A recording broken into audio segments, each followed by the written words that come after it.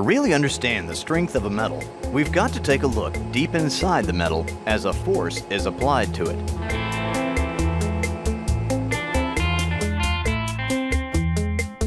Now, we've seen that when a force is applied to an object, a stress is induced. When a metal is stressed, it reacts by deforming. Deformation is a change in the length or shape of an object, and it can happen in two main ways: elastic deformation and plastic deformation. To see the difference between these two types of deformation, we need to look closely at the metal. We need to look beyond the metal grains down to the individual atoms that make up the structure of the metal. Remember that these atoms are held together atomically by metallic bonds. These bonds are slightly flexible, so when the atoms are pulled apart or pushed together, the bonds will act like springs. In fact, they act exactly like springs because it's this action that makes a metal spring work.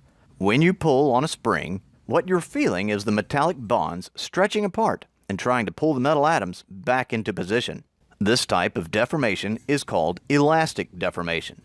If a metal is only deformed elastically, it's able to snap back to its original condition without being permanently changed. Now, if a metal is stretched too far, something else entirely happens. Let's look at those atoms again.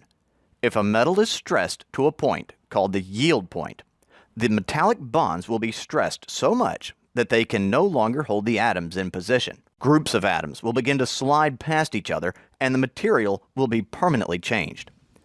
Even if the load is removed, the atoms will never return to their original position.